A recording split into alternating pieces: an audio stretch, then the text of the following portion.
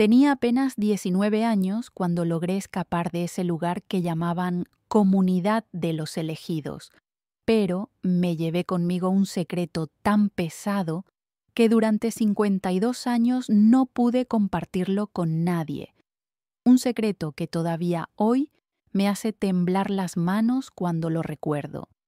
Era una niña ingenua del campo allá en Atlixco, Puebla, que pensaba que había encontrado el camino a Dios, pero lo que encontré fue un infierno disfrazado de paraíso. Cuando por fin entendí qué era lo que realmente pasaba detrás de esas puertas cerradas, detrás de esas oraciones largas y esos ayunos interminables, ya era demasiado tarde, o eso pensaba. Todavía no sabes cuál es ese secreto que guardé por tanto tiempo, pero te lo voy a contar todo, cada detalle de esos años oscuros, porque hay cosas que necesitan ser dichas, aunque duela. Por favor, no olviden suscribirse al canal, dejar su like y un comentario contándonos desde dónde están escuchando esta historia. Su apoyo significa mucho para nosotros. Mi nombre es Luz María. Hoy tengo 71 años, pero esta historia comenzó cuando yo era apenas una muchachita de 15 años. Una muchachita que no sabía nada de la vida, que creía en todo lo que le decían, que pensaba que la gente mala tenía cuernos y cola. Para que entiendas bien cómo caí en eso, necesito contarte cómo era mi vida antes, cómo era ese pueblo donde crecí y cómo era mi familia. Vivíamos en un ranchito a las afueras de Atlixco, Puebla. Eran los años finales de los 60, cuando el mundo estaba cambiando allá afuera. Pero en nuestro rancho todo seguía igual que siempre. Mi padre, don Esteban, era campesino. Sembraba maíz y frijol en una tierrita que le había dejado mi abuelo. Mi madre, doña Amparo, era mujer de su casa, como decían antes. Cosía para afuera, hacía rebozos bonitos que vendía en el tianguis los domingos. Éramos 6 hermanos, yo era la tercera. 2 hermanos mayores, yo, y 3 hermanos menores. Nuestra casa era de adobe con techo de teja. El piso era de tierra apisonada que mi madre mojaba y barría todos los días para que no levantara polvo. Teníamos una cocina con fogón de leña, un cuarto donde dormíamos todos juntos y un solar grande atrás donde mi madre criaba gallinas y teníamos un chiquero con 2 puercos. El baño era una letrina al fondo del solar, una casita de madera con un hoyo profundo que olía a demonio, especialmente en verano. Despertábamos con el canto del gallo cuando todavía estaba oscuro afuera. Mi madre ya estaba levantada echando tortillas en el comal, el olor del humo de leña mezclado con el aroma del café de olla que hervía en una ollita de barro. Desayunábamos frijoles de la olla, tortillas recién hechas, un pedacito de queso cuando había. A veces mi madre hacía unas quesadillas de flor de calabaza que eran gloria pura. Yo ayudaba en todo. Barría la casa, lavaba trastes en una tina afuera, iba al pozo a traer agua en un cántaro que cargaba en la cabeza. Ayudaba a mi madre a lavar ropa en el lavadero, restregando la ropa contra la piedra hasta que los nudillos se me ponían rojos. Cuidaba a mis hermanitos menores, les cambiaba los pañales cuando todavía usaban pañal de tela, les daba de comer en la boca. Los domingos íbamos a misa al pueblo. Yo me ponía mi vestido menos roto, mi madre me peinaba el cabello con aceite de ricino y me hacía 2 trenzas apretadas. Caminábamos como 1 hora hasta llegar a la iglesia, descalzos la mayor parte del camino para no gastar los guaraches, solo nos los poníamos cuando ya estábamos llegando al pueblo. La misa era larga, en latín, no entendíamos ni una palabra. El padre Sebastián era un viejito que dormitaba durante su propio sermón, pero a mí me gustaba estar ahí. Me gustaba el olor del incienso, las velas prendidas, las imágenes de los santos con sus vestidos bonitos. Me gustaba cantar los himnos, aunque no supiera bien qué estaban diciendo. Sentía una paz, una conexión con algo más grande que yo. Mi padre era hombre bueno pero duro. Nunca nos pegaba sin razón, pero cuando pegaba, pegaba fuerte. Creía que la letra con sangre entra, que los hijos se crían a punta de rigor. Mi madre era más suave, más cariñosa, pero nunca se atrevía a contradecir a mi padre. Cuando él decía algo, eso se hacía y punto. Yo era niña soñadora, mijo. Soñaba con cosas que parecían imposibles para una muchacha de rancho. Quería aprender a leer bien, no solo las letras básicas que me había enseñado mi madre. Quería conocer la ciudad, ver edificios altos, andar en camión. Quería tener un vestido nuevo, no heredado de mi hermana mayor. Quería tener zapatos de verdad, no guaraches. Soñaba con casarme algún día con un hombre bueno que me tratara bonito, tener mi propia casa, mis propios hijos. Pero la vida en el rancho era dura, pues. Había temporadas donde no llovía y las cosechas se perdían. Mi padre se quedaba mirando al cielo, rascándose la cabeza, suspirando hondo. Mi madre estiraba la comida como podía. Frijoles con más agua, tortillas más delgadas, atole aguado. Había noches donde nos íbamos a dormir con hambre, con la panza sonando. Cuando tenía 15 años, pasó algo que cambió todo. Mi hermano mayor, Fermín, se enfermó de algo feo. Empezó con fiebre, después le salieron unas manchas en la piel, después empezó a escupir sangre. Trajimos al curandero del pueblo, don Roque, que le dio hierbas y le hizo limpias con huevo, pero nada funcionaba. Fermín se fue poniendo cada vez peor, cada vez más flaco, cada vez más débil. Mi padre gastó todo lo que teníamos tratando de curarlo. Lo llevó al médico del pueblo, que le dio unas inyecciones caras. Lo llevó a Puebla con un especialista, que le recetó medicinas que costaban un dineral. Vendimos los puercos, vendimos las gallinas, empeñamos hasta el arado, pero Fermín siguió empeorando. Una tarde llegó a nuestra casa una mujer que nunca habíamos visto. Era alta, delgada, con el cabello recogido en un moño apretado. Vestía de blanco, todo de blanco, con una cruz de madera colgada en el pecho. Se llamaba Hermana Magdalena. «Escuché que tienen un enfermo en casa», dijo con voz suave. «Vengo a ofrecerles la ayuda de Dios». Mi padre, que ya estaba desesperado, la dejó pasar. La hermana Magdalena se sentó al lado de la cama donde Fermín estaba acostado, ya casi sin fuerzas. Puso sus manos sobre su frente y empezó a rezar.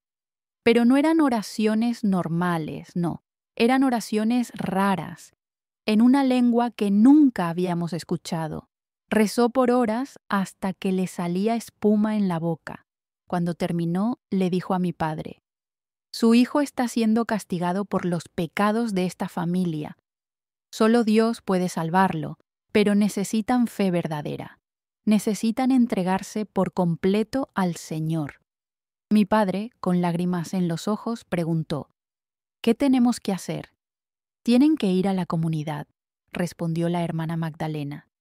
«Allá, en las montañas, hay un lugar donde Dios habita verdaderamente. Un lugar donde los enfermos se curan, donde los pecadores se salvan, donde los elegidos se reúnen para esperar el fin de los tiempos. Si llevan a su hijo allá, si se entregan por completo a la voluntad divina, él sanará». Mi madre preguntó: «¿Dónde queda ese lugar?» «A 2 días de camino, rumbo a la sierra, es una comunidad apartada del mundo corrupto, donde vivimos solo para servir a Dios. El hermano Ezequiel, nuestro pastor, tiene el don de la sanación. He visto con mis propios ojos a paralíticos caminar, a ciegos ver, a muertos resucitar». Mi padre no era hombre de creencias raras, era católico de misa los domingos y ya. pero estaba tan desesperado, tan asustado de perder a su hijo mayor que dijo: «Está bien, lo voy a llevar». «No solo él», interrumpió la hermana Magdalena. «Toda la familia tiene que ir. El pecado de uno contamina a todos. Todos necesitan purificarse». Así fue como, 3 días después, empacamos nuestras pocas pertenencias en unos bultos y emprendimos el camino hacia la sierra. Dejamos la casa, dejamos la tierrita, dejamos todo. Mi padre había vendido lo poco que quedaba para pagar el viaje y para llevar algo de dinero a la comunidad como ofrenda. Caminamos durante 2 días completos. Fermín iba en un burro que habíamos prestado, casi sin fuerzas para mantenerse sentado. El resto íbamos a pie, cargando los bultos. La hermana Magdalena nos guiaba, siempre adelante, cantando himnos extraños. El camino subía y subía por la montaña. Hacía frío, un frío que calaba hasta los huesos. Mis pies descalzos sangraban de tanto caminar sobre piedras filosas. Mis hermanitos lloraban de cansancio, pero la hermana Magdalena decía: «El sufrimiento purifica, ofrezcan su dolor al Señor». Al segundo día, al caer la tarde, llegamos finalmente. La comunidad estaba escondida en un valle entre montañas, rodeada de árboles altos. Había como 20 casas de madera, todas pintadas de blanco, todas iguales. En el centro había un edificio más grande, también de madera, con una cruz enorme en el techo. No había caminos de verdad, solo veredas de tierra. No había luz eléctrica, solo velas y quinqués. No había ruido de carros ni de gente del mundo exterior, solo silencio y el sonido del viento entre los árboles. «Bienvenidos al refugio de los elegidos», dijo la hermana Magdalena. «Aquí estarán a salvo del mundo pecador. Aquí Dios los protegerá del fin que se acerca». Nos llevaron al edificio grande, que era el templo. Adentro había filas y filas de bancas de madera. En el frente había un altar simple con solo una cruz de madera y una Biblia abierta. Y ahí, parado frente al altar, estaba él, el hermano Ezequiel. Era un hombre de como 50 años, alto, delgado, con barba larga y negra. Vestía una túnica blanca que le llegaba hasta los pies. Tenía ojos intensos, negros, que parecían atravesarte cuando te miraban. Cuando habló, su voz retumbó en todo el templo, grave y profunda. «Hermanos», dijo, «han llegado al lugar que Dios preparó para ustedes. Han sido llamados porque son de los pocos que tienen oídos para escuchar la verdad. El mundo allá afuera está perdido, dominado por Satanás, pero aquí, en este refugio sagrado, estamos construyendo el nuevo reino de Dios». Se acercó a Fermín, que estaba sentado en una banca casi desmayado. Puso sus manos sobre su cabeza y empezó a orar en voz alta. Gritaba, temblaba, sacudía a mi hermano. Después de como 1 hora de esto, declaró: «El demonio que habitaba en este cuerpo ha sido expulsado. 3 días de ayuno y oración y este joven caminará de nuevo». Mi padre, con lágrimas en los ojos, se arrodilló frente al hermano Ezequiel. «Gracias, hermano, gracias por salvar a mi hijo». «No me agradezcan a mí», respondió el hermano Ezequiel. «Agradezcan a Dios, que en su infinita misericordia los ha traído aquí. Pero sepan una cosa, ahora que están aquí, no pueden irse. El mundo exterior los contaminaría de nuevo. Deben quedarse, deben purificarse, deben prepararse para el día del juicio final». Esa primera noche nos dieron un cuarto pequeño para toda la familia. 2 camas de madera con colchones delgados, una cobija raída para cada uno. La comida era simple: atole aguado, tortillas duras, frijoles sin sal. «La gula es pecado», nos dijeron. «Comemos solo lo necesario para sobrevivir». En los siguientes días empezamos a conocer cómo funcionaba la comunidad. Despertábamos a las 4 de la madrugada con el toque de una campana. Teníamos que ir al templo para la oración de la mañana, que duraba 2 horas. El hermano Ezequiel predicaba sobre el fin del mundo, sobre cómo Dios iba a destruir a todos los pecadores, sobre cómo solo los que estaban en la comunidad se iban a salvar. Después de la oración desayunábamos, siempre lo mismo, atole y una tortilla. Después los hombres iban a trabajar en el campo. La comunidad tenía una milpa grande donde sembraban maíz y frijol. Mi padre y mis hermanos mayores trabajaban ahí desde que salía el sol hasta que se metía. Las mujeres nos quedábamos haciendo las labores de la casa común. Lavábamos ropa en un río que corría cerca.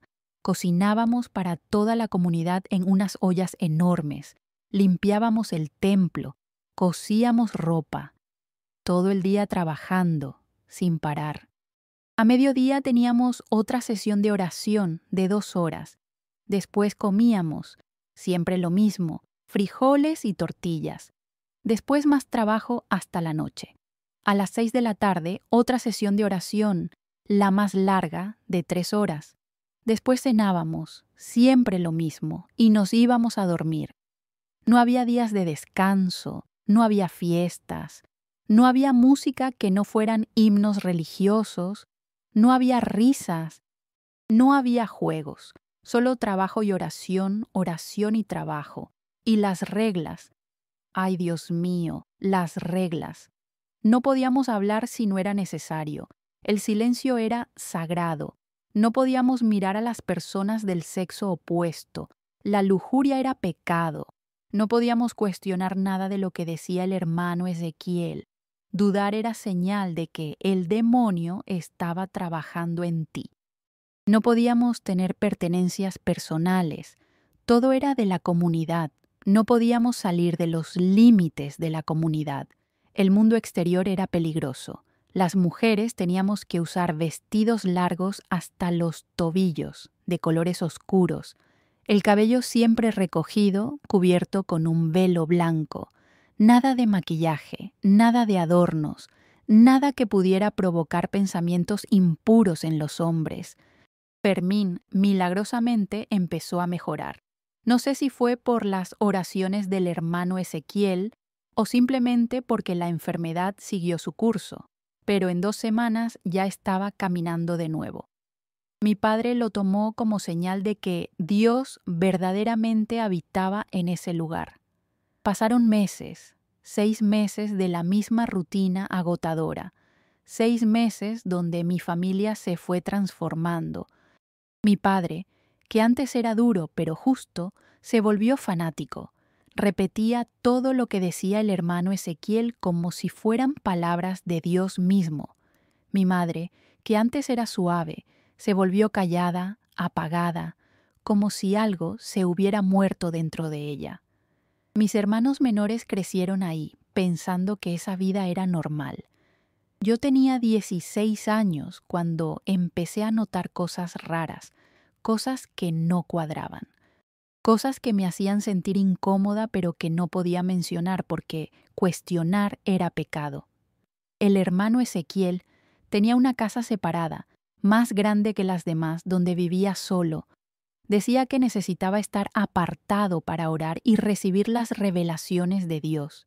Pero a veces veía a mujeres jóvenes entrando ahí en la noche, mujeres que salían al otro día con los ojos rojos de llorar. Cuando les preguntaba qué les pasaba, me decían, nada. El hermano Ezequiel solo estaba orando por mi purificación.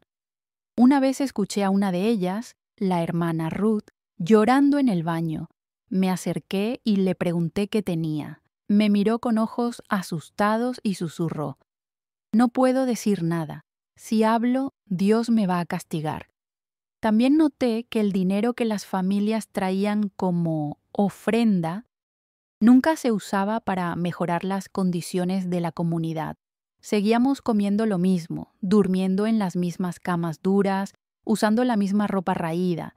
Pero el hermano Ezequiel empezó a usar túnicas de mejor calidad, a comer en su casa comidas diferentes. Una vez lo vi comiendo carne, cosa que a nosotros nos decían que era pecado de gula. Había castigos también, castigos terribles. Si alguien cuestionaba algo, si alguien rompía alguna regla, tenía que hacer penitencia.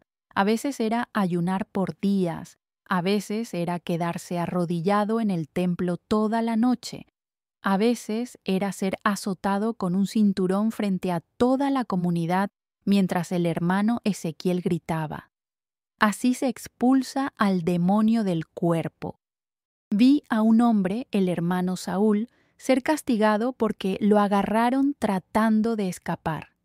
Lo amarraron a un poste en el centro de la comunidad y lo dejaron ahí 3 días sin comida ni agua, como ejemplo de lo que pasa cuando desafías la voluntad de Dios.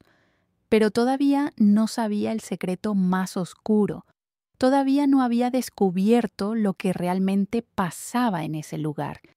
Y cuando lo descubrí, ya tenía 19 años y estaba tan profundo en eso que parecía imposible salir. Fue una noche de diciembre, hacía mucho frío. Yo estaba en el templo terminando de limpiar después de la oración de la noche. Todos ya se habían ido a dormir, o eso pensaba. Estaba barriendo cuando escuché voces viniendo de atrás del altar, donde había una puerta que siempre estaba cerrada con llave. Me acerqué despacio, con el corazón latiendo fuerte. Las voces eran del hermano Ezequiel y de alguien más. Pegué la oreja a la puerta y escuché. No podemos seguir así, decía una voz de mujer que reconocí como la de la hermana Magdalena. Ya llevamos 3 años. El dinero que hemos juntado es suficiente. Podríamos irnos ya. Todavía no, respondió el hermano Ezequiel. Necesitamos más. Con lo que tenemos apenas podríamos vivir cómodos unos años. Quiero asegurar el resto de mi vida. Pero, ¿no te sientes mal? Toda esta gente trabajando como esclavos creyendo que están sirviendo a Dios. Son ignorantes, interrumpió él con voz fría. Necesitan que alguien les diga qué hacer. Les estoy dando propósito, estructura. Sin mí estarían perdidos en el mundo. ¿Y las muchachas? ¿Las que llevas a tu casa? Hubo un silencio largo. Después el hermano Ezequiel habló con voz más baja. Eso es diferente. Yo también tengo necesidades. Dios entiende. Mi estómago se revolvió. Las piernas me temblaban tanto que casi no podía mantenerme de pie. El hermano Saúl sospechaba, continuó la hermana Magdalena. Por eso quería escapar, pero ya lo solucionamos. Nadie más va a causar problemas. Tenemos que tener más cuidado, dijo el hermano Ezequiel. En 6 meses más, cuando tengamos suficiente dinero guardado, cerramos esto. Les decimos que Dios nos llamó a otro lugar y nos vamos. Ellos nunca van a saber la verdad.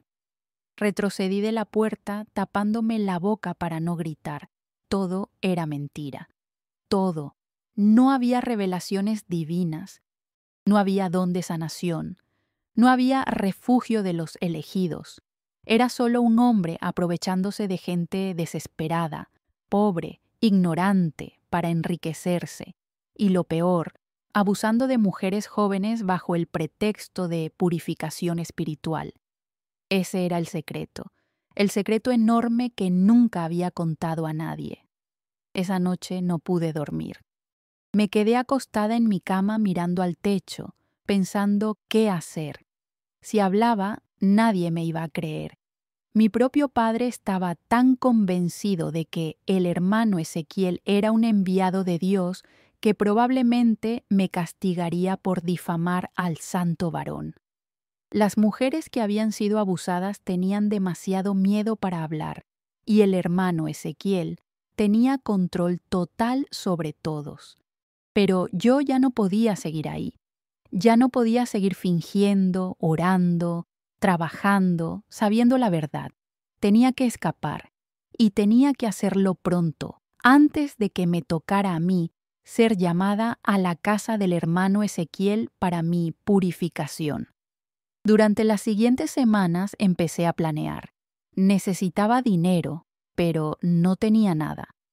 Necesitaba saber el camino de regreso, pero nunca prestaba atención cuando llegamos. Necesitaba ayuda, pero no confiaba en nadie.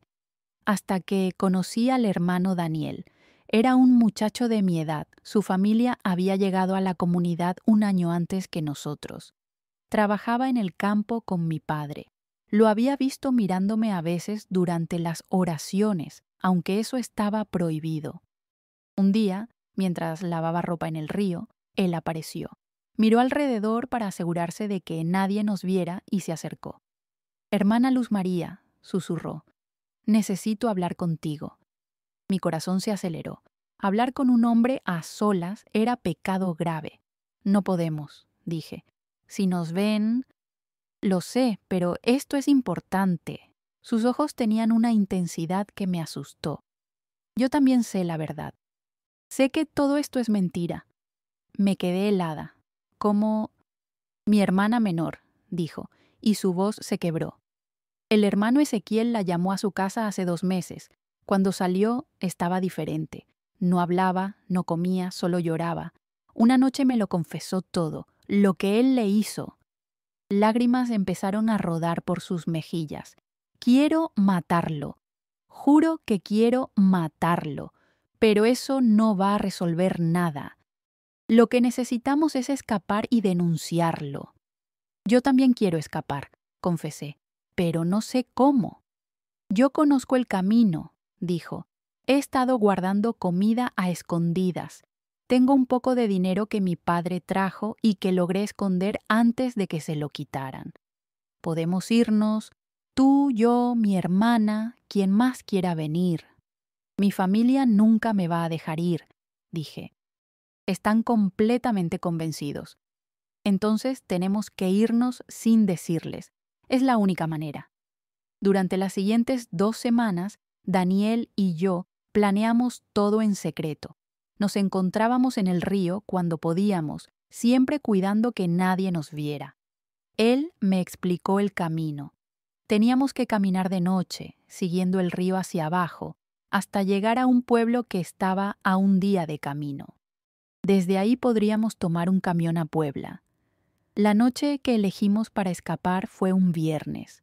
Sabíamos que el hermano Ezequiel tenía una sesión especial de oración ese día que duraba hasta la madrugada. Todos estarían distraídos. Le dije a mi madre que me sentía mal, que me iba a acostar temprano. Me miró con sospecha, pero no dijo nada. Fui a mi cuarto y esperé. A las 11 de la noche, cuando todos estaban en el templo, me levanté. Me puse la ropa más gruesa que tenía, agarré una cobija. No podía llevar nada más porque llamaría la atención. Mi corazón latía tan fuerte que pensaba que todos lo iban a escuchar. Salí del cuarto despacio, caminando en puntas de pie. El campamento estaba en silencio. Solo se escuchaban los cantos viniendo del templo. Daniel me estaba esperando en el límite del campamento, donde empezaba el bosque.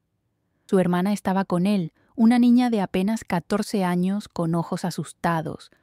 «¿Lista?», preguntó. Miré hacia atrás una última vez, hacia el campamento donde estaba mi familia, mi madre, mi padre, mis hermanos. Los estaba dejando. Pero si me quedaba, iba a terminar como la hermana de Daniel, como todas las otras mujeres que habían sido abusadas. «Lista», respondí. Empezamos a caminar, al principio despacio, después más rápido, después casi corriendo. El bosque estaba oscuro, solo teníamos la luz de la luna para guiarnos. Hacía un frío terrible, mis pies se congelaban en los guaraches mojados. Caminamos toda la noche sin parar, cada ruido nos asustaba, cada sombra parecía ser alguien siguiéndonos. Pero seguimos caminando.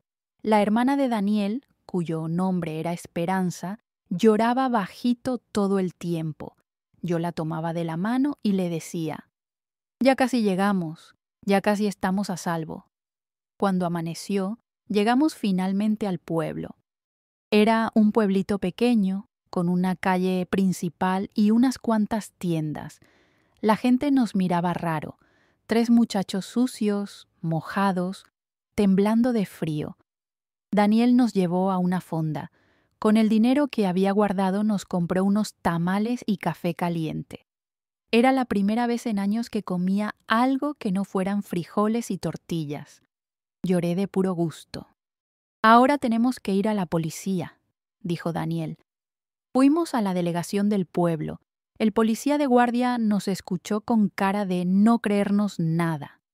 ¿Una secta en las montañas? ¿Un líder religioso abusando de mujeres? Suena a cuento. Es verdad, insistió Daniel. Hay como 100 personas allá arriba, familias completas, trabajando como esclavos.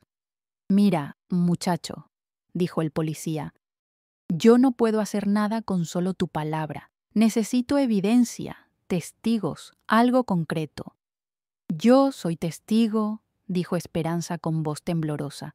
Fue la primera vez que hablaba desde que salimos. El hermano Ezequiel me violó. Me llamó a su casa y me violó. Y no fui solo yo, fuimos muchas. El policía la miró con más seriedad. ¿Cuántos años tienes? 14. Está bien, voy a reportar esto. Pero va a tomar tiempo. Tienen que quedarse en el pueblo, tienen que dar declaraciones formales, probablemente vas a haber investigación. Nos quedamos en el pueblo 3 días. Dormimos en la fonda, donde la dueña, una señora buena llamada Doña Petra, nos dejó quedarnos sin cobrarnos. Le contamos todo. Ella lloraba escuchando nuestra historia. Pobres criaturas, decía, cómo hay gente mala en este mundo. Al 4.º día llegó una camioneta de la policía de Puebla. Venían 3 policías, uno de ellos un comandante. Nos hicieron dar nuestras declaraciones completas. Esperanza tuvo que contar todo lo que el hermano Ezequiel le había hecho.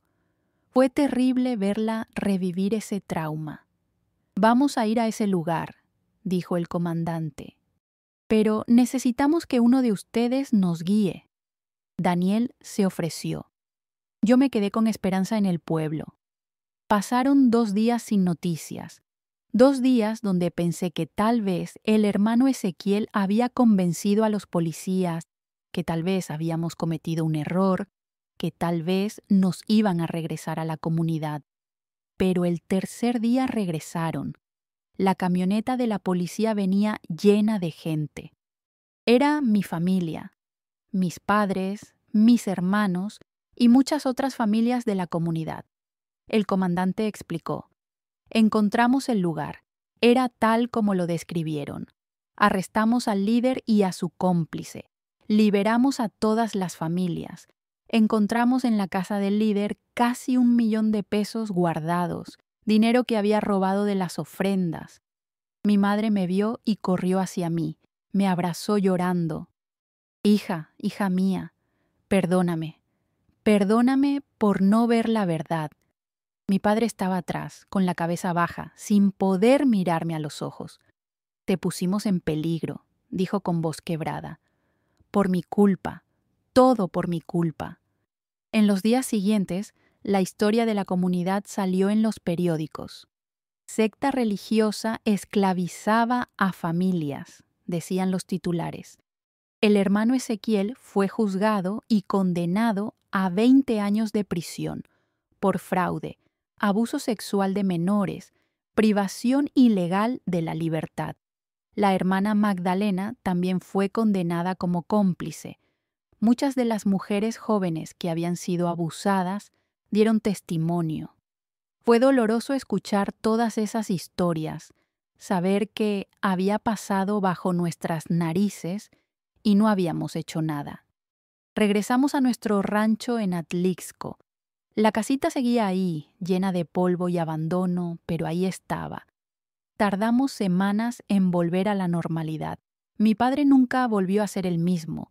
La culpa lo comía por dentro. Entregué a mi familia a un demonio pensando que era un santo, decía. Yo tardé años en procesar todo lo que había vivido. tenía pesadillas donde el hermano Ezequiel me perseguía. Tenía miedo de cualquier líder religioso. No podía entrar a una iglesia sin que me diera pánico. Pero poco a poco fui sanando, con ayuda de una psicóloga de Puebla que trabajaba con víctimas de sectas. Fui entendiendo que nada de lo que pasó fue mi culpa, que había sido víctima de manipulación, de abuso espiritual, de un hombre que usó la fe de la gente para su propio beneficio. Daniel y yo nos hicimos muy cercanos después de todo. Nos apoyamos mutuamente en la recuperación. 3 años después, cuando yo tenía 22 y él 23, nos casamos. Fue un matrimonio pequeño, en el registro civil, nada religioso. Yo todavía no podía con ceremonias religiosas. Tuvimos 3 hijos. Los criamos sin religión impuesta, sin dogmas, sin miedo. Les enseñamos a pensar por sí mismos, a cuestionar, a nunca entregar su libertad a nadie, no importa cuán santo parezca. Esperanza, la hermana de Daniel, tardó mucho más en sanar. El trauma de lo que le había hecho el hermano Ezequiel la persiguió por años. Intentó suicidarse 2 veces. Pero eventualmente, con mucha terapia y mucho apoyo familiar, logró salir adelante. Hoy es trabajadora social, ayuda a otras víctimas de abuso.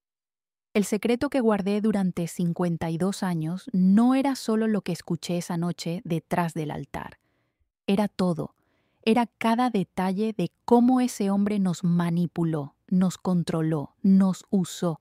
Era la vergüenza de haber caído en eso, de no haber visto las señales, de haber dejado que mi familia sufriera. Pero hoy, a mis 71 años, decidí contarlo. ¿Por qué? Porque todavía hoy hay sectas así. Todavía hay líderes religiosos abusando de gente vulnerable. Todavía hay familias siendo manipuladas, controladas, esclavizadas en nombre de Dios. Y necesitan saber que pueden salir, que pueden escapar, que pueden denunciar, que no están solos. Si estás en una situación así, si algo de esta historia te suena familiar, escúchame bien. Sal de ahí. No importa cuánto tiempo lleves, no importa cuánto te hayan convencido de que el mundo exterior es peligroso, no importa cuánto miedo tengas. Sal. Busca ayuda. Hay organizaciones que ayudan a víctimas de sectas. Hay psicólogos especializados. Hay gente buena en el mundo. No todos son como el hermano Ezequiel. Y si tienes familia en una secta, no te rindas con ellos. Sigue intentando abrirles los ojos. Sigue ofreciéndoles ayuda. Un día van a despertar, como despertamos nosotros. La religión verdadera no controla, libera. La fe verdadera no asusta, consuela.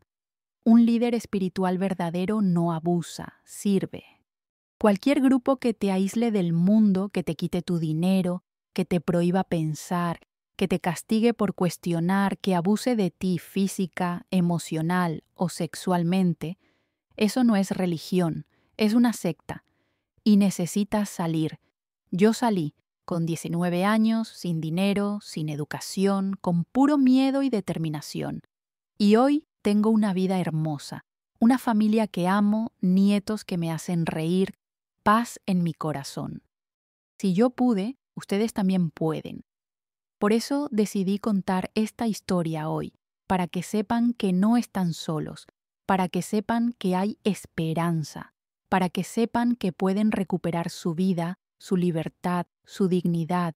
El secreto que guardé por 52 años ya no es secreto, y al contarlo, siento que finalmente puedo respirar completo. Gracias por escuchar mi historia, mis queridos. Espero que les haya servido de algo, que les haya abierto los ojos, que les haya dado fuerza si la necesitan. Si esta historia los conmovió, si conocen a alguien que necesita escucharla, dejen un comentario aquí abajo. Cuéntenme qué les pareció. ¿Han escuchado de casos así? ¿Conocen a alguien que haya salido de una secta? Y si todavía no se han suscrito a nuestro canal Historias de Abuelitas, háganlo ahora. Tenemos muchas historias más de superación, de mujeres que enfrentaron lo imposible y salieron adelante. Pero déjenme contarles más, porque hay partes de esta historia que todavía no les he dicho, partes importantes que necesitan saber para entender todo lo que vivimos en ese lugar maldito. Cuando llegamos a la comunidad, los primeros días parecían casi normales. Raros, sí, pero no peligrosos. El hermano Ezequiel era carismático, ¿sabes? Tenía esa manera de hablar que te hacía sentir especial, elegido, importante. Ustedes son diferentes, decía en sus sermones. Ustedes tienen ojos para ver y oídos para escuchar. El resto del mundo está ciego, pero ustedes han sido llamados. Nos hacía sentir superiores a la gente del mundo. Decía que allá afuera todos eran pecadores, corrompidos, perdidos, pero nosotros éramos los elegidos, los puros, los que se iban a salvar cuando llegara el fin. Y todos le creíamos porque queríamos creer. Queríamos pensar que nuestro sufrimiento tenía un propósito, que nuestra pobreza era virtud, que nuestros sacrificios nos hacían especiales. Las primeras semanas me la pasé trabajando con las otras mujeres. Había como 30 mujeres en total en la comunidad, de todas las edades. Estaba la hermana Raquel, una mujer mayor de como 60 años que había perdido a toda su familia en un accidente. Estaba la hermana Débora, de unos 30 años, que había llegado ahí huyendo de un marido golpeador. Estaba la hermana Sara, que era sordomuda y se comunicaba por señas, y muchas otras, cada una con su historia de dolor, de pérdida, de desesperación. Todas habían llegado buscando algo. Algunas buscaban sanación, como nosotros, otras buscaban refugio, otras buscaban propósito, y el hermano Ezequiel les había prometido todo eso. Aquí van a encontrar paz, les había dicho. Aquí van a encontrar a Dios. Pero lo que encontramos fue otra cosa. La rutina era agotadora, mijo. Despertábamos a las 4 de la madrugada con el sonido de esa campana que sonaba como sentencia. Teníamos 5 minutos para levantarnos, vestirnos y llegar al templo. Si llegabas tarde era castigo. Te quedabas sin desayuno o tenías que quedarte de rodillas 1 hora extra después de la oración. La oración de la mañana empezaba con cantos, himnos largos, repetitivos, que teníamos que cantar una y otra vez hasta que la voz se te quebraba. El hermano Ezequiel dirigía los cantos parado en el altar, con los brazos levantados, gritando las letras. Señor, límpianos de nuestros pecados. Señor, haznos dignos de tu reino. Señor, protégenos del mundo corrupto. Después venía el sermón. Ay, Dios mío, esos sermones duraban horas. El hermano Ezequiel caminaba de un lado al otro del altar, sudando, gritando, golpeando la Biblia contra el podio. Hablaba del infierno con tanto detalle que te lo podías imaginar. Fuego eterno, gritaba, gusanos que nunca mueren, llanto y crujir de dientes. Eso es lo que les espera a los que desobedecen. Y después hablaba del fin del mundo. Decía que ya estaba cerca, que en cualquier momento iba a llegar el apocalipsis. El mundo se está pudriendo, decía. Las guerras, las enfermedades, la inmoralidad, son señales del fin, pero ustedes están a salvo aquí. Cuando llegue el día del juicio, Dios va a destruir a todos los de afuera. Va a mandar fuego del cielo, plagas, terremotos. Pero a nosotros nos va a proteger porque somos sus elegidos. Nos tenía aterrorizados, pues. Cada vez que oíamos un trueno, pensábamos que era el fin. Cada vez que alguien se enfermaba, pensábamos que era una plaga. Vivíamos con miedo constante, y ese miedo nos hacía depender más de Él, confiar más en Él, obedecerle más. Después de la oración venía el desayuno. Ya les dije que siempre era lo mismo, atole aguado y una tortilla dura, pero lo peor no era la comida, era cómo teníamos que comerla. Teníamos que comer en silencio total, sin mirar a nadie, con las manos en posición de oración antes y después de cada bocado. Comer es un acto sagrado, decía el hermano Ezequiel. No se debe profanar con conversación mundana. Una vez vi a un niñito, el hijo de la hermana Débora, que tendría como 5 años, reírse durante el desayuno. No sé de qué se reía, probablemente de nada, era solo un niño. Pero la hermana Magdalena lo vio y lo sacó del comedor jalándolo de la oreja. Después, supimos que lo dejaron sin comer ese día y lo pusieron a trabajar en el campo bajo el sol. Tenía 5 años, mijo. 5 años y ya le estaban enseñando que la alegría era pecado. Después del desayuno venía el trabajo. A mí me tocaba en la cocina con otras mujeres jóvenes. Teníamos que preparar la comida para toda la comunidad. Cocinábamos en unas ollas enormes sobre fogones de leña. El humo nos hacía llorar los ojos, nos hacía toser hasta que nos dolía el pecho. Cocinábamos frijoles, solo frijoles, en cantidades industriales. Y hacíamos tortillas, cientos de tortillas a mano todos los días. Mis manos se llenaron de callos de tanto hacer tortillas. Las yemas de los dedos se me quemaban del calor del comal. La espalda me dolía de estar inclinada sobre el metate moliendo maíz, pero no podíamos quejarnos. El trabajo dignifica, decía la hermana Magdalena mientras nos vigilaba. El sudor purifica el alma. La hermana Magdalena era la mano derecha del hermano Ezequiel. Era ella quien nos vigilaba a las mujeres, quien reportaba cualquier falta, quien aplicaba los castigos menores. Era una mujer dura, sin compasión. Sus ojos eran fríos como piedra. Nunca sonreía, nunca mostraba ternura. Pero yo la escuchaba a veces en la noche, cuando pensaba que nadie la oía, llorando en su cuarto. Una vez, mientras lavábamos ropa en el río, la hermana Débora me contó algo. ¿Sabes por qué la hermana Magdalena es así?, me preguntó en voz baja, asegurándose de que nadie más nos escuchara.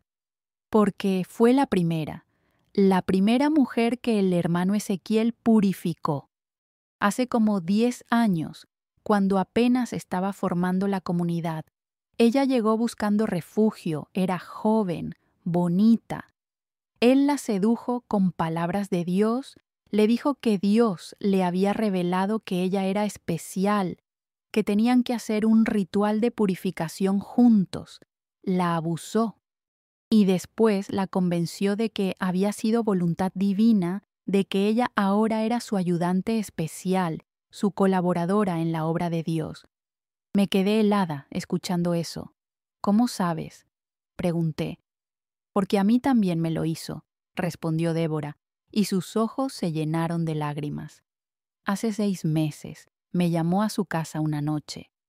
Dijo que Dios le había revelado que yo tenía un demonio de lujuria dentro de mí, que necesitaba ser exorcizado. Me dio un té que me hizo sentir mareada, medio dormida, y después hizo cosas que me daban asco, que me dolían, que me hacían llorar. Y todo el tiempo decía que era la voluntad de Dios, que así se expulsaban los demonios.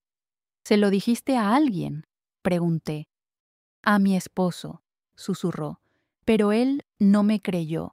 Dijo que yo estaba mintiendo, que era imposible que el hermano Ezequiel hiciera eso, que probablemente yo lo había provocado. Me castigó por difamar al santo varón. Tuve que pedirle perdón al hermano Ezequiel frente a toda la comunidad por mis mentiras. Esa conversación me abrió los ojos a algo más profundo de lo que había imaginado.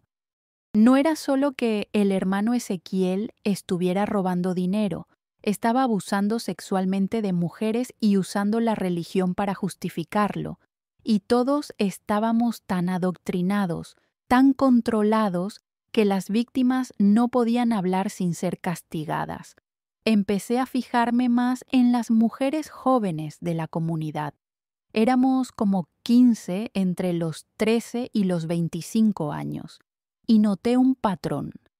Algunas tenían esa mirada apagada, muerta, como si algo se hubiera roto dentro de ellas. Algunas tenían miedo visible cuando el hermano Ezequiel pasaba cerca. Algunas se estremecían cuando él las tocaba en el hombro, aunque fuera de manera aparentemente inocente. Una noche, como 2 meses después de llegar, la hermana Magdalena vino a nuestro cuarto.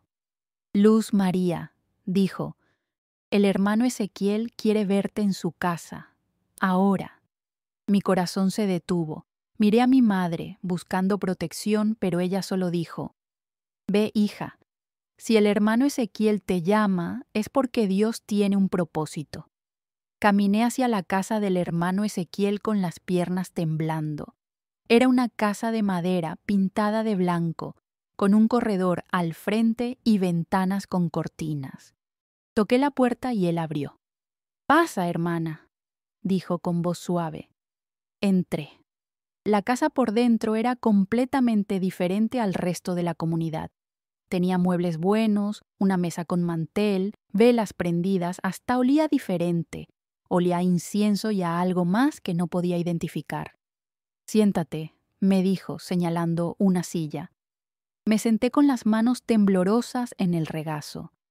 Se sentó frente a mí y me miró largo rato sin decir nada. Sus ojos negros me atravesaban, me hacían sentir desnuda aunque estaba completamente vestida. «¿Sabes por qué te llamé?», preguntó finalmente.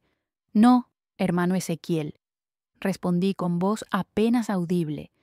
«Porque Dios me reveló algo sobre ti. Me reveló que tienes un espíritu especial, puro, que necesita ser cultivado. Me reveló que tú vas a ser importante en la obra que estamos haciendo aquí». Mi corazón latía tan fuerte que pensé que iba a explotar.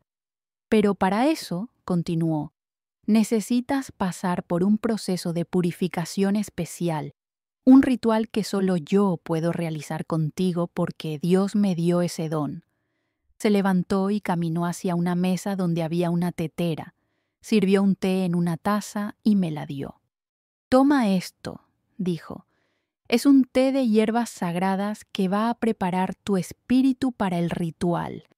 Tomé la taza con manos temblorosas. El té olía raro, dulzón pero con un toque amargo.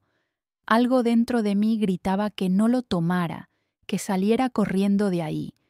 Pero otra parte de mí, la parte que había sido adoctrinada por meses, la parte que creía que el hermano Ezequiel era un enviado de Dios, decía que tenía que obedecer. Miré la taza, miré al hermano Ezequiel, y en ese momento Dios verdadero, no el Dios falso que él predicaba, me dio una fuerza que no sabía que tenía. «No», dije. El hermano Ezequiel frunció el ceño. «¿Cómo que no?» «No voy a tomar esto», dije, y mi voz salió más firme de lo que esperaba. «No quiero ningún ritual de purificación». Su expresión cambió. De repente ya no parecía el líder espiritual carismático, parecía un hombre enojado, peligroso. «Estás desobedeciendo una orden divina», dijo con voz fría. «¿Sabes lo que eso significa?» «Significa que prefiero sufrir el castigo que tomar ese té», respondí. Se acercó a mí. Su presencia era amenazante. «Niña tonta», dijo. «Rechazar este regalo de Dios es invitar al demonio a tu corazón. Vas a arrepentirte». «Tal vez», dije levantándome de la silla. «Pero me voy a arrepentir siendo yo misma, no siendo lo que usted quiere que sea». No sé de dónde saqué ese valor, mijo. Hasta el día de hoy no lo sé.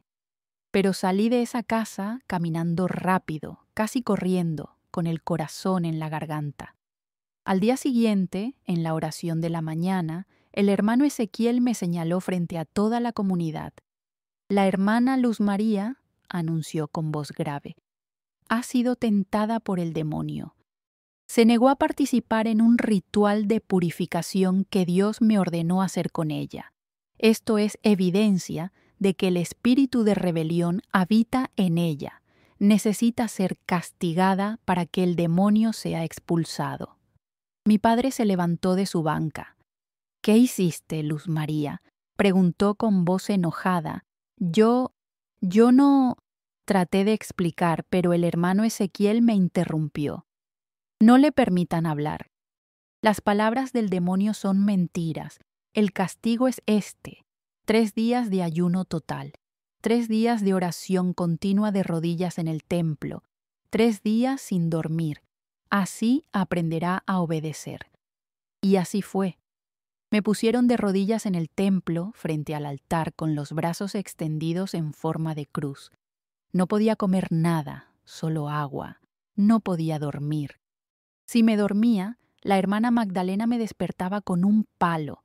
Fue el infierno, mijo. El primer día no fue tan malo. Tenía fuerzas todavía. Pero el segundo día empecé a alucinar de hambre y cansancio. Veía cosas que no estaban ahí. Escuchaba voces. Las rodillas me sangraban de tanto estar arrodillada en el piso de madera dura. El tercer día pensé que me iba a morir. En serio pensé que iba a morir ahí, de rodillas, en ese templo falso. Pero algo me mantenía viva, una voz interna que me decía: resiste, resiste. Esto no va a durar para siempre. Cuando finalmente terminó el castigo, no podía ni caminar. Mi padre y mi hermano tuvieron que cargarme hasta nuestro cuarto. Mi madre lloró al verme, pero no dijo nada. No se atrevió a cuestionar el castigo. Después de eso, el hermano Ezequiel nunca más me llamó a su casa. Pero yo me volví marcada. Las otras mujeres me miraban con miedo, como si yo tuviera una enfermedad contagiosa. Los hombres me evitaban. Hasta mi propia familia me trataba diferente, como si yo fuera peligrosa. Pero también algo cambió en mí. Ese castigo, en lugar de romperme, me hizo más fuerte. Me hizo entender que yo tenía poder sobre mi propio cuerpo, sobre mis propias decisiones, que podía decir no, aunque me costara caro. Fue después de eso que empecé a observar más, a cuestionar más en silencio. Empecé a notar todas las contradicciones. Cómo el hermano Ezequiel predicaba pobreza pero vivía con comodidades. Cómo predicaba castidad pero abusaba de mujeres. Cómo predicaba humildad pero se comportaba como un rey. Y empecé a plantar semillas de duda en otras personas. No directamente, porque eso hubiera sido muy peligroso, pero con preguntas sutiles. ¿No te parece raro que... ¿No te has fijado que... ¿No te preguntas por qué? Algunos me ignoraban, asustados de que los estuviera tentando. Pero otros empezaron a pensar también, a ver lo que habían estado ciegos a ver. Uno de esos fue Daniel. Nos conocimos mejor durante esos meses. Su familia había llegado después de la mía. Su padre era un hombre enfermo que buscaba sanación. Su madre era una mujer callada que solo quería proteger a sus hijos. Daniel tenía un hermano menor y una hermana, Esperanza. Daniel trabajaba en el campo con mi padre. A veces nos encontrábamos cuando yo iba a llevarles agua a los trabajadores. Intercambiábamos miradas nada más. Pero en esas miradas había entendimiento, había complicidad. Una tarde, mientras todos estaban en una sesión especial de oración, Daniel me encontró en el río donde yo estaba lavando ropa. «Necesito decirte algo», susurró. «Aquí no», respondí mirando alrededor. «Nos pueden ver. Entonces esta noche, después de la oración, en el límite del campamento donde están los pinos altos». Esa noche, con el corazón latiéndome fuerte, salí sigilosamente de mi cuarto. Todos estaban dormidos. Caminé en puntas de pie hasta el límite del campamento. Daniel ya estaba ahí, esperándome entre las sombras de los pinos. «Gracias por venir», dijo. «Sé que es peligroso. ¿Qué querías decirme?» «Mi hermana», dijo, y su voz se quebró. «Esperanza. El hermano Ezequiel la llamó a su casa hace 3 semanas. Cuando regresó estaba diferente, no hablaba, no comía, solo lloraba en silencio. ¿Le preguntaste qué pasó? Lo intenté, pero estaba aterrada. Decía que si contaba algo, Dios la iba a castigar. Pero anoche, mientras dormía, la escuché hablar entre sueños. Decía, no, por favor, me duele, ¿no? Y mencionaba el nombre del hermano Ezequiel. Me tapé la boca para no gritar. Esperanza tenía 14 años, 14 años y ese monstruo la había violado. Quiero matarlo, dijo Daniel, y en sus ojos había una furia que nunca había visto. Juro que quiero agarrar un machete y matarlo mientras duerme. No, dije agarrándolo del brazo. Si haces eso, te van a matar a ti también, o te van a meter a la cárcel, y tu hermana va a quedar sin nadie que la proteja. Entonces, ¿qué hago? ¿Me quedo aquí viendo cómo ese hijo de perra abusa de mi hermana y de quién sabe cuántas más? Nos vamos, dije. Y al decirlo, supe que era la única opción. Nos escapamos, tú, yo, tu hermana, quien más quiera venir. Nos vamos y lo denunciamos con las autoridades. ¿Crees que nos van a creer? Tenemos que intentarlo. Es la única manera de parar esto. Y así empezó nuestro plan de escape. Durante las siguientes semanas, Daniel fue guardando comida a escondidas. Tortillas duras, frijoles secos, todo lo que pudiera durar. También logró esconder un poco de dinero que su padre había traído como ofrenda y que todavía no le habían quitado. Yo empecé a estudiar el campamento, a memorizar la rutina de los guardias. Sí, había guardias.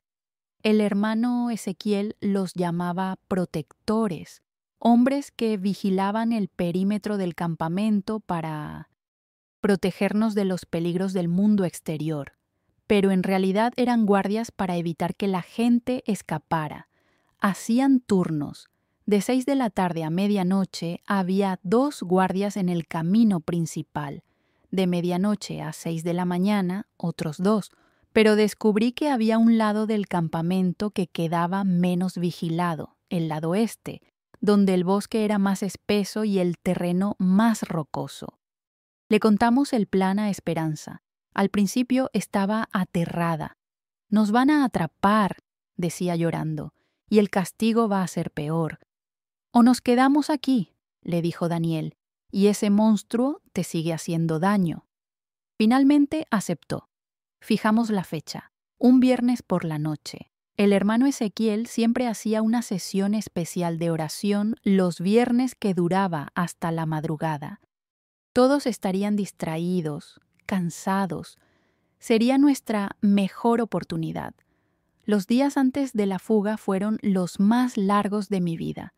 Cada momento pensaba que nos iban a descubrir, que alguien había notado la comida que faltaba, que alguien había escuchado nuestras conversaciones. Pero llegó el viernes y nadie sospechaba nada. Esa tarde actué normal. Trabajé en la cocina, asistí a las oraciones, cené con mi familia, miré a mis padres, a mis hermanos, los estaba por dejar, tal vez nunca los volvería a ver. Quise decirles algo, advertirles, llevarlos conmigo, pero sabía que no iba a funcionar. Estaban demasiado adoctrinados. Mi padre me hubiera entregado al hermano Ezequiel para ser castigada. A las 10 de la noche, cuando todos fueron al templo para la oración especial, me escabullí a mi cuarto. Me puse 2 pantalones uno sobre el otro, 2 camisas, todo lo que tenía para protegerme del frío de la montaña. Metí en un bulto una cobija, mi rebozo, una taza de metal. Eso era todo lo que tenía en el mundo. Esperé hasta las 11. Después salí del cuarto despacio. Mi corazón latía tan fuerte que estaba segura de que todos lo podían escuchar. Crucé el campamento como fantasma, pegándome a las sombras, esquivando la luz de las velas. Daniel y Esperanza ya estaban en el punto acordado, en el límite este del campamento. Daniel tenía un bulto con la comida. Esperanza temblaba de pies a cabeza. ¿Lista?, me preguntó Daniel. Miré hacia atrás una última vez, hacia el templo donde mi familia estaba orando a un Dios falso, hacia las casas donde tantas mujeres sufrían en silencio, hacia la casa del hermano Ezequiel donde había ocurrido tanta maldad. «Lista», respondí, y empezamos a caminar hacia el bosque, hacia la oscuridad, hacia lo desconocido, pero también hacia la libertad. Los primeros minutos caminamos despacio, con miedo de hacer ruido.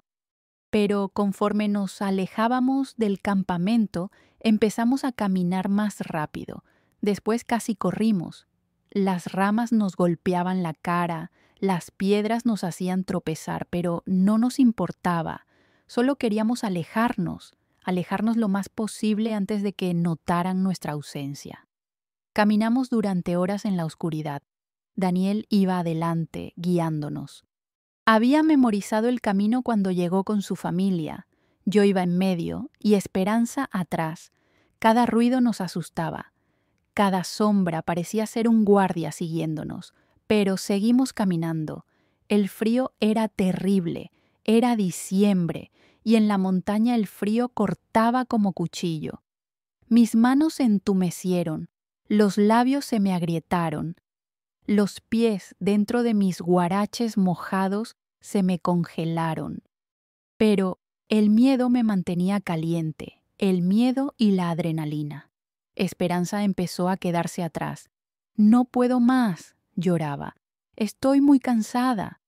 «Tienes que poder», le decía su hermano. «Si paramos ahora, nos van a atrapar». Pero finalmente, cuando ya había amanecido, tuvimos que parar. Llevábamos como 6 horas caminando sin descanso. Encontramos una cueva pequeña entre unas rocas y nos metimos ahí para descansar. Daniel sacó un poco de la comida que había guardado, tortillas duras como piedra, frijoles secos. Comimos sin decir nada, solo escuchando los sonidos del bosque. Pájaros cantando, ramas crujiendo, el viento silbando. «¿Crees que ya nos estén buscando?», preguntó Esperanza. «Seguro», respondí. «Ya notaron que no estamos. Probablemente ya mandaron guardias a buscarnos. Entonces no podemos quedarnos mucho tiempo aquí». Descansamos solo 1 hora. Después seguimos caminando. Todo el día caminamos, bajando la montaña, siguiendo el río como nos había dicho Daniel. Mis piernas temblaban de cansancio. Los pies me sangraban dentro de los guaraches, pero no podía parar. Al atardecer del primer día llegamos a un claro donde había una casa abandonada. Era una casita de madera medio derrumbada, probablemente de algún campesino que se había ido años atrás, pero tenía techo y nos podía proteger del frío de la noche. Nos metimos ahí y nos tiramos al suelo, exhaustos. Esperanza se quedó dormida inmediatamente. Daniel y yo nos quedamos despiertos, vigilando, escuchando cualquier ruido que pudiera indicar que nos habían encontrado. «Gracias», me dijo Daniel en la oscuridad. «¿Por qué?» «Por tener el valor de hacer esto. Sin ti, yo nunca me hubiera atrevido». «Yo también necesitaba salir», respondí. «No lo hice solo por tu hermana, lo hice por mí también». Nos quedamos en silencio un rato. Después preguntó: «¿Qué crees que les pasó a los que se quedaron?» «No sé. Probablemente el hermano Ezequiel les dijo que el demonio nos poseyó, que nos fuimos al mundo corrupto y nos vamos a condenar. ¿Crees que tu familia va a estar bien?» Pensé en mi madre, en mi padre, en mis hermanos. «No lo sé», admití. Pero no podía salvarlos si ellos no querían ser salvados. La segunda noche fue peor que la primera. Hacía aún más frío, no teníamos más comida. El agua del río estaba helada y nos dolía tomarla. Esperanza empezó a tener fiebre, temblaba y decía cosas sin sentido. «Tenemos que llegar al pueblo mañana», dijo Daniel. «Si no, mi hermana no va a aguantar». Al tercer día caminamos más rápido, aunque cada paso dolía. Esperanza se apoyaba en nosotros casi sin fuerzas. Pero finalmente, al mediodía, vimos las primeras señales de civilización. Una cerca de alambre, un camino de tierra apisonada, humo de cocinas a lo lejos. «Ya llegamos», dijo Daniel con voz quebrada. «Ya llegamos». El pueblo era pequeño, tal vez 30 casas esparcidas alrededor de una plaza con una iglesia. La gente nos miraba raro al vernos llegar. 3 muchachos sucios, mojados, temblando, con ropa rara. Daniel preguntó dónde estaba la policía. Nos señalaron una casa con una bandera mexicana al frente. Caminamos hacia allá con las últimas fuerzas que nos quedaban. El policía era un hombre mayor, gordo, con bigote grande. Nos miró de arriba abajo y preguntó: «¿Qué les pasó?». Y ahí, parados en esa delegación pequeña, le contamos todo. Todo sobre la comunidad, sobre el hermano Ezequiel, sobre los abusos, sobre el control, sobre todo. El policía nos escuchaba con cara de no creernos. «Eso es una acusación muy grave», dijo. «¿Tienen pruebas?». «Yo soy la prueba», dijo Esperanza con voz temblorosa. Fue la primera vez que hablaba desde que salimos. «El hermano Ezequiel me violó. Y no fui solo yo. Fuimos muchas». El policía la miró con más seriedad. «¿Cuántos años tienes?». «14». «Está bien, voy a reportar esto. Pero tienen que quedarse aquí, en el pueblo. Van a tener que dar declaraciones». La dueña de la fonda del pueblo, doña Petra, nos dejó quedarnos en un cuarto atrás de su negocio. Era un cuartito pequeño con solo 2 petates en el suelo, pero para nosotros era un palacio. Nos dio sopa caliente, tortillas frescas, café con leche. Lloré de puro gusto al comer comida de verdad. «Pobres criaturas», decía doña Petra mientras nos servía. «¿Cómo hay gente tan mala que usa a Dios para hacer el mal?». Al día siguiente llegaron policías de Puebla.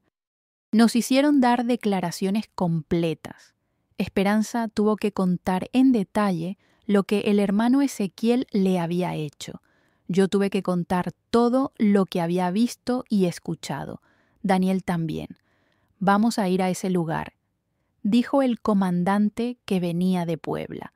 «Pero necesitamos que uno de ustedes nos guíe». Daniel se ofreció. Yo me quedé con Esperanza en el pueblo. Pasaron 3 días de angustia. 3 días donde pensé en mi familia, en las otras mujeres, en qué estaría pasando en la comunidad. ¿Habrían castigado a mi familia por mi escape? ¿Estarían bien? El tercer día escuchamos un ruido de motores. Varias camionetas entraron al pueblo. Eran de la policía y venían llenas de gente. Salí corriendo de la fonda y ahí, bajando de una camioneta, estaba mi familia. Mi madre, mi padre, mis hermanos, todos. «¡Mamá!», grité corriendo hacia ella. Me vio y corrió también. Nos abrazamos en medio de la calle, las 2 llorando. «Perdóname, hija», decía entre lágrimas. «Perdóname por no protegerte. Perdóname por no ver la verdad». Mi padre estaba atrás, con la cabeza baja, sin poder mirarme. Cuando finalmente me miró, tenía los ojos rojos.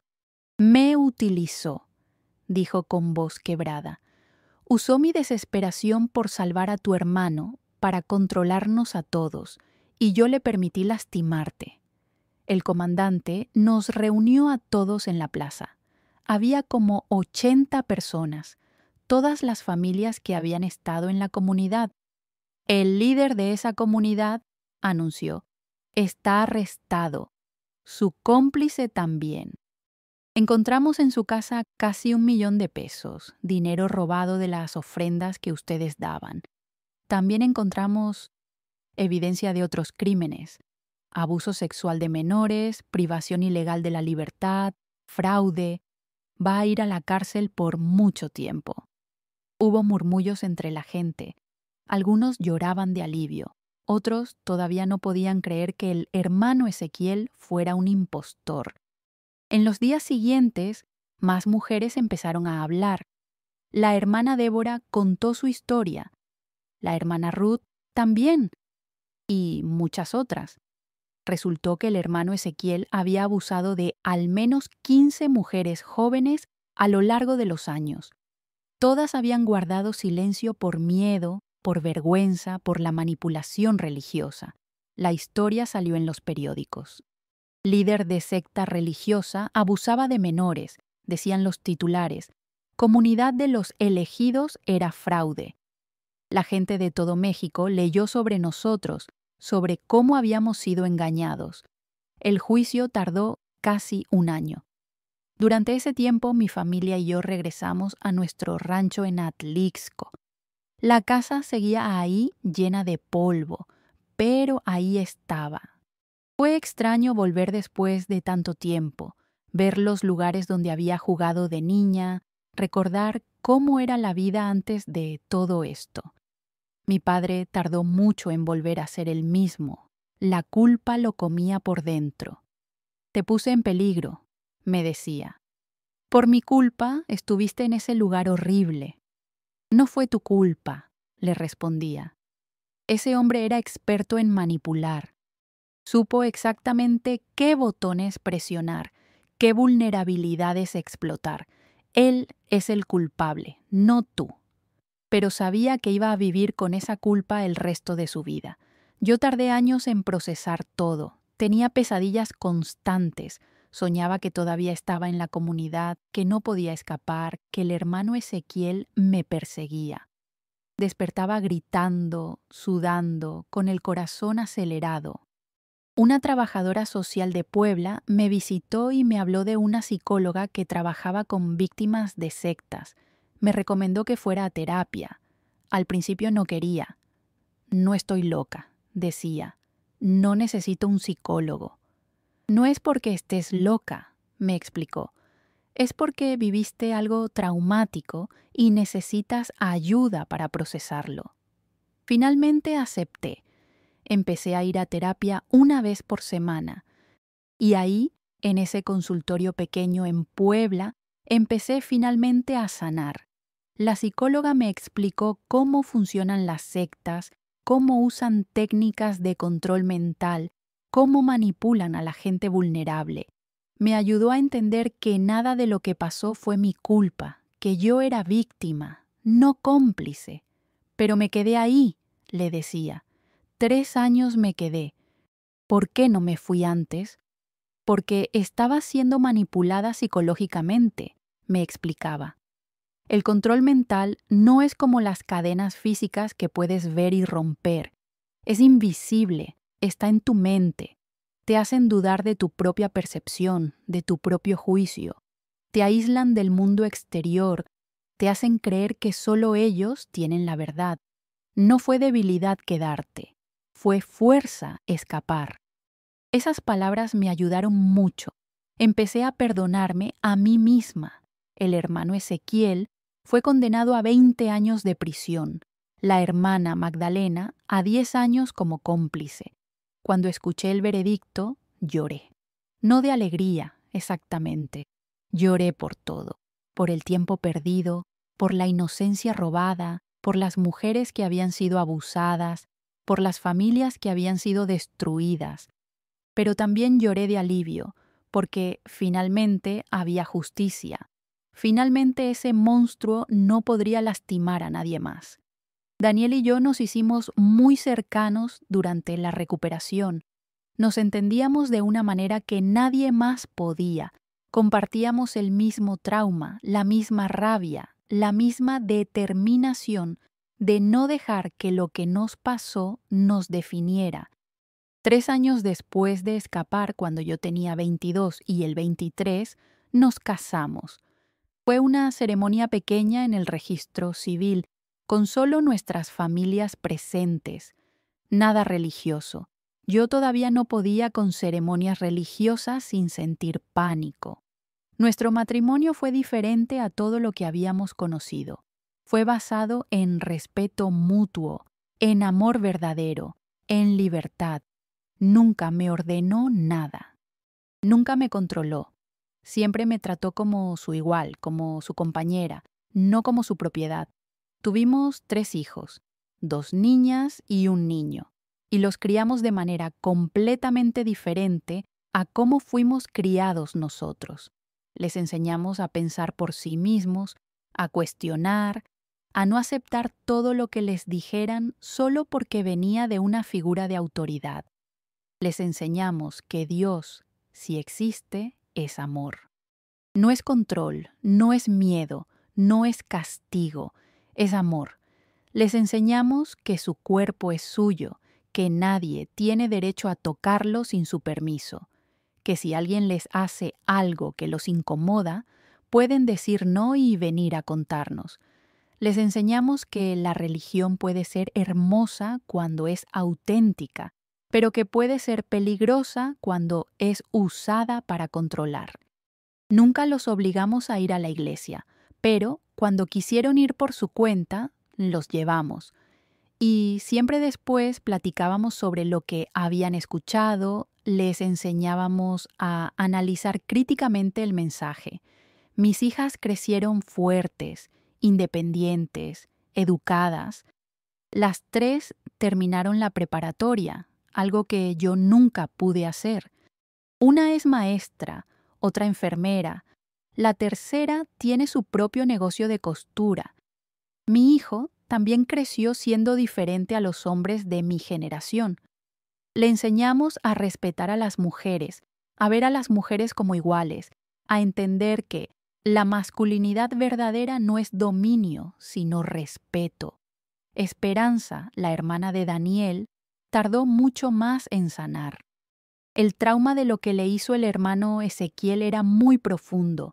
Intentó suicidarse 2 veces. Estuvo años en terapia, pero eventualmente, con mucho apoyo, salió adelante. Hoy es trabajadora social.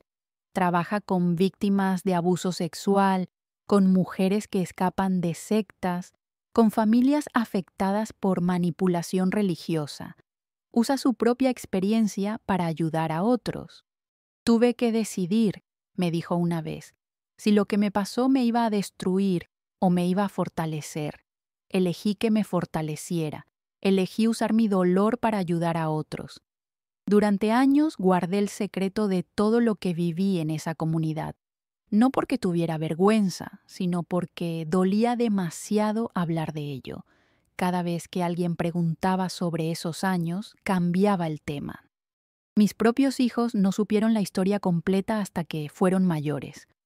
Cuando tenían como 15, 16 años, finalmente les conté todo. Necesitaban saber, necesitaban entender por qué los criamos como los criamos, por qué éramos tan cuidadosos con las figuras de autoridad, por qué les insistíamos tanto en que pensaran por sí mismos. Lloraron escuchando la historia. Mi hija mayor me abrazó y dijo, «Mamá, eres la persona más valiente que conozco». «No soy valiente», le dije, «solo sobreviví». «Eso es ser valiente», respondió. Hoy, 52 años después de escapar de esa comunidad, finalmente puedo hablar de esto sin que me tiemblen las manos. Finalmente puedo contar el secreto que guardé durante tanto tiempo. ¿Por qué decido contarlo ahora? Porque todavía hay sectas. Todavía hay líderes religiosos abusando de gente vulnerable. Todavía hay familias siendo manipuladas, controladas, destruidas en nombre de Dios. Y necesito que sepan que pueden salir, que pueden escapar, que pueden recuperar su vida. Si estás en una situación así, por favor, escúchame, sal. No importa cuánto miedo tengas. No importa cuánto te hayan convencido de que el mundo exterior es peligroso. No importa cuánto tiempo lleves ahí, sal. Busca ayuda. Hay organizaciones en todo México que ayudan a víctimas de sectas. Hay psicólogos especializados, hay casas de refugio, hay gente buena dispuesta a ayudar. No estás solo, no estás loca, no es tu culpa. Y sí puedes recuperarte. Yo lo hice. Con 19 años, sin educación, sin dinero, con puro miedo y determinación, escapé. Y hoy tengo una vida hermosa. Tengo una familia que amo. Tengo paz en mi corazón. Tengo esperanza en el futuro. Si yo pude, tú también puedes. Y si conoces a alguien en una secta, no te rindas con esa persona. Sigue ofreciendo ayuda.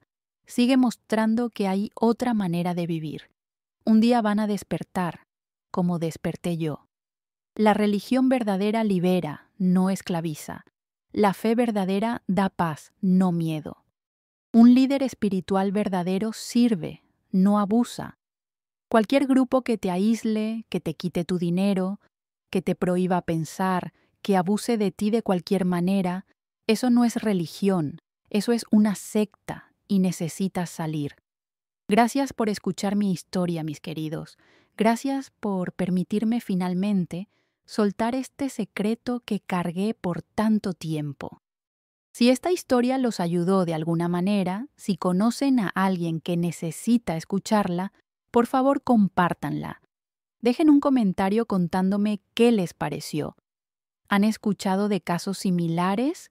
¿Conocen a alguien que haya salido de una secta? Y si todavía no se han suscrito a nuestro canal Historias de Abuelitas, por favor háganlo. Tenemos muchas historias más de mujeres que sobrevivieron lo imposible. Hasta la próxima historia, mis queridos. Y recuerden, siempre hay esperanza, siempre hay salida, siempre